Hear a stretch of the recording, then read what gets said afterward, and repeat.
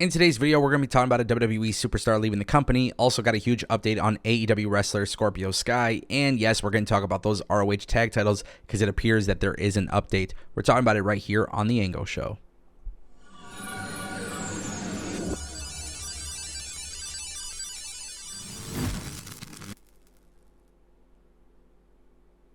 If you're like me, then you've probably been wondering where the hell is Scorpio Sky. Now, there has been a lot of talk about this because Sean Ross Sapp did announce a report that Scorpio Sky hasn't been at AEW shows in the last few months and has been scarcely seen at shows since losing the TNT title last year.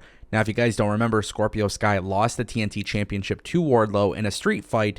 This happened, I think, on July 6th or July 7th. And basically, ever since then, he has yet to be seen on AEW television. Now, there were rumors that Scorpio Sky was injured. However, as you guys know, AEW never really goes public to talk about injuries, if that is the case.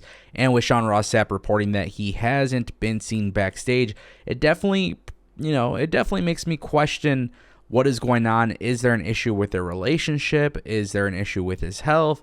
Obviously, we don't know what's going on for a reason. Maybe it's nothing. Maybe it is something. I know a lot of people have been asking me about this specifically in my comment section because we have been talking a lot about the TNT Championship on this channel. But if Scorpio Sky is in fact, just simply hurt, it would be nice to have some sort of, update. Obviously, they don't owe it to us by doing so, but it would be good, and then that way we just kind of have an idea of maybe return plans or return dates. There's a lot of people who are assigned to the company who have not been used. But I do really like Scorpio Sky. I think he's a world champion type of guy. I don't know. I mean, there's just so many question marks here, which it's unfortunate. But hopefully Scorpio Sky, regardless of where the company is or regardless of what it is, hopefully we get to see him on our TV relatively soon, because I thought he was a good asset to AEW. It never really made sense to me why SCU was not used properly.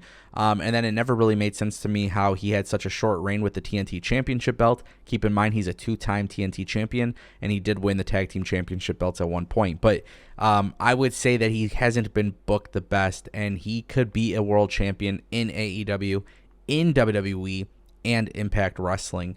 And I would like to see that at some point from him. So that's what I personally would like to see. Let me know what you guys think in the comment section down below. Guys, we're going to talk about Mark Briscoe during the AEW Rampage tapings. Mark Briscoe did announce some major plans for the Ring of Honor Tag Team Championship belts. Now, the reason why we're bringing this up is because if you guys didn't know, there's been unfortunate news in the past month or so with Jay Briscoe's passing. Now, I didn't make a video about this. I'm assuming you guys all knew this by watching AEW, but I don't make videos on wrestling deaths.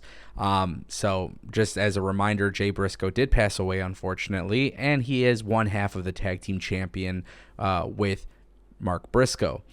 So what's really, really cool, and I think AEW has done such a phenomenal job of honoring Jay Briscoe, and they've allowed Mark Briscoe now to perform on TV. He's working AEW and Ring of Honor. They announced that Ring of Honor will have a Reach for the Sky ladder match for the ROH tag titles at Supercard of Honor. That's going to be amazing. Without knowing the participants, without knowing the plans, it just seems like Supercard of Honor is going to be used to really, really celebrate the life of Jay Briscoe, and I'm excited about that, man. I really am. I think there's a lot of excitement right now for Ring of Honor. I'm personally excited to see what they do with it. This is some really big and really major plans, I feel like. And it's cool. Reach for the Sky, obviously, it has a very, very nice meaning by announcing it and branding the match as such.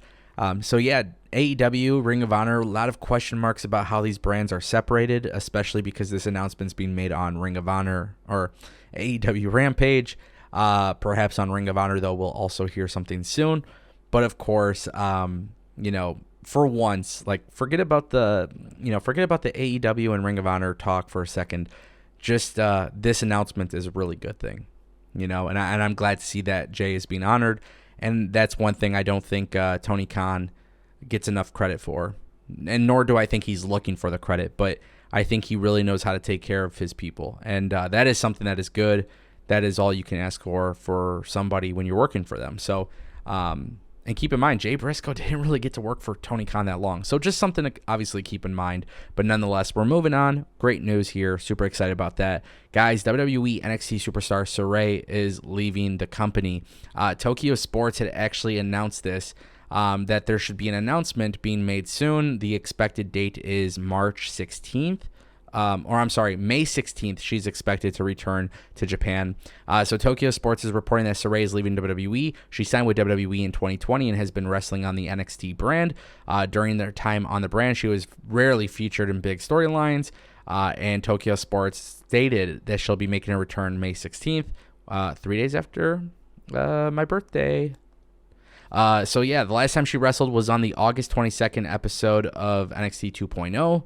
And then she lost to Mandy Rose. There was no confirmation on why she's leaving the company, but it was said that she chose not to re-sign with the company. If you guys don't know who she is, Saray is an incredible talent, and WWE decided to put her in a very stupid gimmick. And by WWE putting her in a very stupid gimmick, the